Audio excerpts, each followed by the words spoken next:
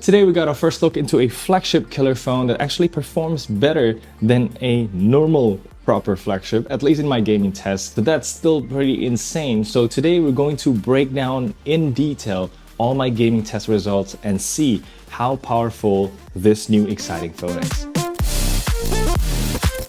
Selamat pagi, good morning everyone, Kenneth here and welcome to my performance review or gaming test of the new iQOO 15. And trust me, I've been doing this for quite a long time, but I can say that this is the most powerful phone that still looks and handles like a normal phone. So ROGs and Red Magics are out of the comparison. Maybe Poco F8 Ultra is a strong contender, but I've got good comparison points with Oppo Find X9 Pro and Xiaomi 17 Pro Max, so this video should give you a good idea of this year's flagship performance though. Anyway, the phone is launching first in India, starting from 800 bucks converted, and will be followed by other Asian countries in the coming weeks, so I'll update the links in the rating sheet as we go and stay tuned for the release. And please, if possible, use my affiliate links before buying stuff in the description. Thank you so much for your support, and let's get started from the benchmarks first. Starting from Antutu, this phone got 3.6 million, which is the highest score I've seen to date in real life testing done in normal room temperature around 26 degrees, right? And we can see here that the CPU is slightly higher performing on the iQOO. GPU is also slightly higher performing, while the memory is still stronger on Xiaomi 17 Pro Max, but the overall user experience or the Origin OS 6 here on the iQOO 15 is definitely better. Then moving on to Geekbench 6 CPU test, we got 3.5K single core score and over 10K multi-core, which is crazy, consistently outperforming Xiaomi 17 Pro Max, most likely due to the improved vapor chamber cooling because they made it bigger, used better thermal gel, and put more graphite sheet as well. Although that's another story for Vulkan GPU tests here, where the iQOO scores slightly lower, although both Qualcomm here still performed below MediaTek 9500, though I would say it's within margin of error, and I will break down later in my Oppo performance review. But testing real game engine on 3D Mark Solar Bay here, the iQOO once again pulls ahead with 47 FPS compared to 44 average FPS in the Xiaomi. Still again below MediaTek 9500, it could get 50 FPS average, and that's the same case for Wildlife Extreme here, where the iQOO got 40 FPS, slightly below on the Xiaomi 39 FPS, but both are still below Oppo Find X9 Pro that scored 53 FPS average. Moving on to browser speed test, the iQOO 15 scored just shy of 30 on Speedometer 3.1 with Chrome browser, and I tell you that's a very good score. And to give a better perspective, that's almost similar to the Apple M2 Pro chip on the MacBook that I'm using, and the latest iPhone 17 Pro only scored 41.2. This is a test where iPhones has been very good at, and this is the closest any Android have ever gotten to iPhone, and it smokes other Androids like Xiaomi that has the same chip but scored just 23. Oppo got 21, and believe it or not, the latest Huawei Pura AT just got like 6 or something. This is all thanks to the improvements in Origin OS, and it means you have a much snappier internet experience, which is very noticeable in day-to-day use. Furthermore, the iQOO pretty much screams when it comes to storage speed. My half a terabyte phone averages more than 1 GB per second sequential read and write speed, which is for big file transfers, and for small data that happens in the background, it's got the fastest random write I've ever gotten in my life. Although keep note that my Xiaomi is 1 terabyte version here, that's why the sequential write is much faster, and it generally also has better random write and read because that scales with the amount of chips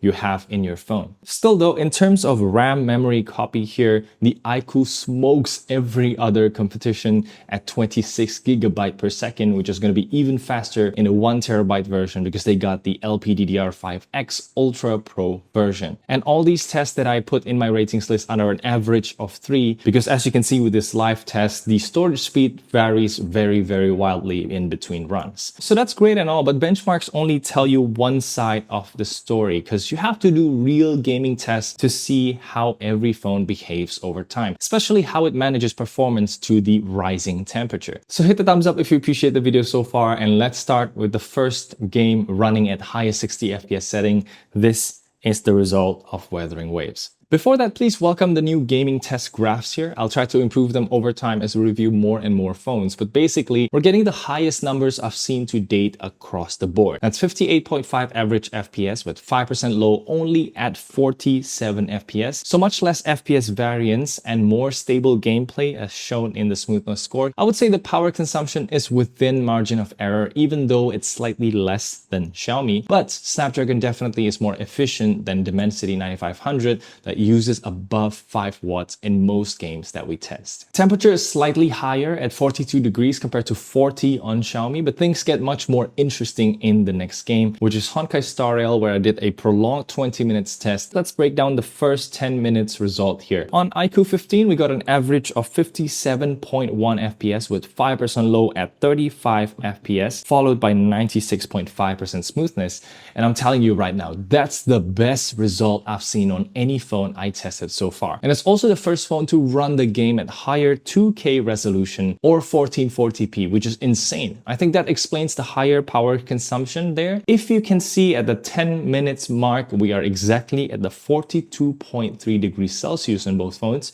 The next part of the test tells a completely different story. So iQOO managed to hold this performance even until the 25 minutes mark, where I finally stopped farming with average FPS of 56.8, actually even better 5% low now at 42 FPS, and even higher 98% smoothness score. But the temperature is what blew my mind. 42.4 degrees, practically the same as the first 10 minutes test. You can even see the orange temperature line there that pretty much stays flat with just passive cooling and normal room temperature, 26 degrees. And I'm telling you, this is not how phones usually behave. I'll give you a sneak peek on my upcoming Oppo Find X9 Pro gaming test, which at one point hit the brakes and straight up throttled the power to just 2 watts. And on the other hand, we have Xiaomi or Poco phones, which is classic example for pushing performance all the way to the limit. As you can see, the orange line kept on rising and we ended with 46 degrees Celsius at the 20 minutes mark, which is honestly at the edge of being too hot, and I just stopped and cooled the phone down. However, my last review of the Poco X7 Pro didn't do this. It comes at a much lower performance though, so I'm curious how aggressive they'll be with the new F8 Ultra. But checking the power usage, there's no sign of throttling on the Xiaomi. Actually, we see an insane peak of 12.2 watts on Xiaomi compared to almost 11 watts on the iQOO. But because the phone is so hot, right, the overall metrics and smoothness is less than the first 10 minutes. And it's definitely worse than the iQOO 15 in comparison now. And coming back to iQOO, most likely why this can sustain such high performance is thanks to the new supercomputing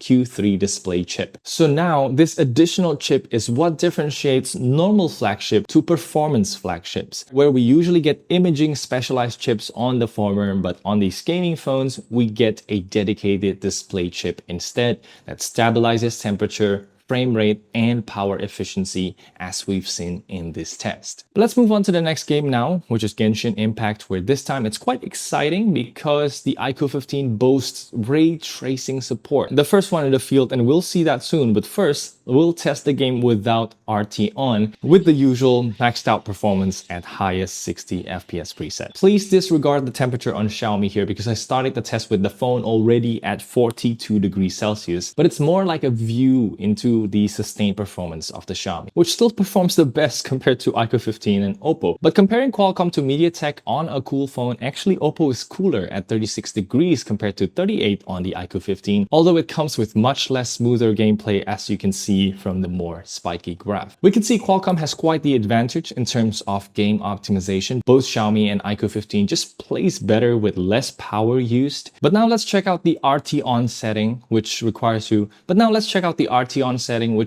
to reduce the rendering from highest to high. And honestly, the difference might be slight, but it changes the overall lighting from the way it reflects on walls to how it bounces to light other surfaces in the room, which looks more natural, and it does so with almost negligible penalty to performance or even latency, as you can see in this continued test that I did straight after. The temperature did increase to 40.5 degrees Celsius, which is still nothing when gaming, to be honest. Average power increases to 4.1 watts with a peak of 11.7 at the end, as you can see a huge spike there. Otherwise, just like Honkai Star Rail, the iQOO 15 sees practically unchanged performance, and that brings the phone closer in performance to the Xiaomi with ray tracing on. That's pretty insane stuff, but unfortunately, this only works on Genshin Impact. And if the past is any indication, there won't be any update as the algorithm is baked into the chip. I would love to be surprised though. Speaking of which, we have the usual resolution upscaling on quite a lot of games here, and I appreciate that they list everything the Q3 supports in the settings page here. Also, high frame rate interpolation supports just as many games, although there are still no newer games like Wuthering Waves or Zenless Zone Zero, and not everything can go up to 144 Hz, which is the new display on the iQOO 15. Relatively light stuff like Mobile Legends can be scaled up to 90 FPS, and Genshin can go up from 60 to 120 FPS, but Honkai Star Rail still goes only to 90 FPS, although I appreciate the latency is practically negligible, so you can get more frames with lower setting, which means lower power, temperature, and longer battery life as well. Let me know if you want a more detailed video comparison between all these settings in the comments below. Okay, last but not least, let's move on to the super fun shooter game Delta Force, and as usual I prioritize FPS in this game, so the setting is 120 FPS HD. And actually the iQOO 15 has a page dedicated to prioritize frame rate, which supposedly reduces game resolution, and they are all on by default, and so far the resolution I played at is similar to the other phones that I tested. But that aside, we are getting a very solid 120 FPS gameplay on both Snapdragon 8 Elite Gen 5 phones. Average FPS and smoothness score are within margin of error, but we see iQOO 15 once again